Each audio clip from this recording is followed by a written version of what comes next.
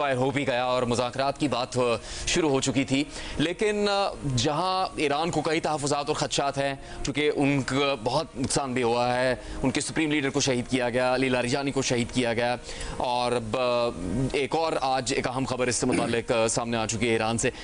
लेकिन इस दौरान जो एतराज़ात थे उसका एक जवाब देते हुए अमेरिकी नायब सदर जेडी वेंस ने भी कहा कि अगर 3 ही नकात पर इख्तलाफ है या उन्हीं की खिलाफ वर्जी हुई है किसी तरह, तो ये खुशाइन बात है। इसका मतलब है कि बाकी नकात पर अब तक इत्तफाक है और हम उसकी बुनियाद पर आगे बढ़ सकते हैं। तो बहुत से खदशात के बावजूद बेशुमार खुशाइन बातें भी सामने आती रही हैं दोनों फरीकैन की जानिब से। जी शुक्रिया जुनैद। देखिए, सबसे अहम बात यह कि जो इस खत्ते में पिछले 40 साल में 2 बड़ी तब्दीलियाँ आई जिसके बहुत गहरे असरात पाकिस्तान पर पड़े।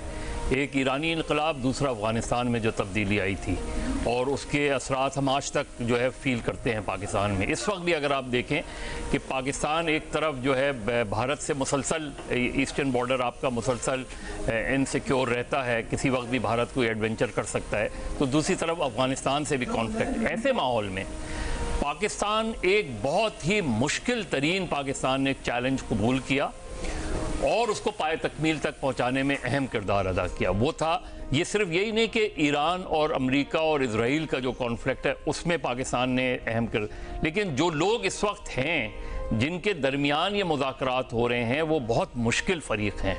यानी अगर डोनाल्ड ट्रंप से ज़्यादा अमेरिका में अनप्रेडिक्टेबल प्रेसिडेंट नहीं आया। आप आज तक ये नहीं कह सकते कि कल डोनाल्ड ट्रंप का क्या बयान आ जाए और क्या चीज़ हो जाए। लेकिन पाक भारत जंग के बाद से जो डोनाल्ड ट्रंप और पाकिस्तान के ताल्लुकात में तब्दीली आई, उसके बहुत असरात हमें महसूस हुए। इस वक्त भी जो पाकिस्तान ने पहले एक फैसिलिटेटर के तौर पे पाकिस्तान सामने आया इस कॉन्फ्लिक्ट में, जब सबसे पहले 3 वज़राए ख़ारजा का इजलास हुआ यहाँ, और उसके बाद अब हमें नज़र आता है कि पाकिस्तान ने सिर्फ फैसिलिटेट नहीं किया, पाकिस्तान ने मीडिएट भी किया। तो ये बहुत बड़ी कामयाबी पाकिस्तान को ऑलरेडी अचीव हो चुकी है।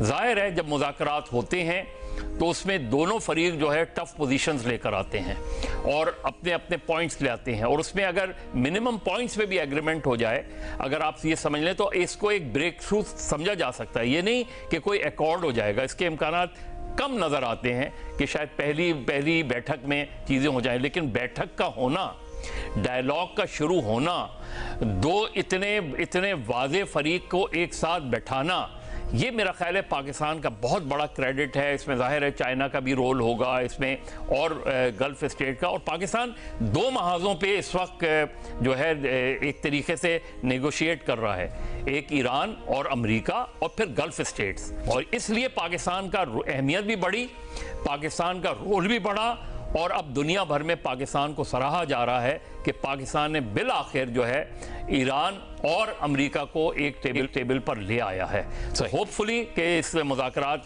का कोई ना कोई नतीजा निकलेगा, लेकिन पाकिस्तान ने अपना टारगेट काफ़ी हद तक अचीव कर लिया है। बेनज़ीर, जिस तरह पाकिस्तान की काविशों की, पाकिस्तान की कामयाबियों की जब बात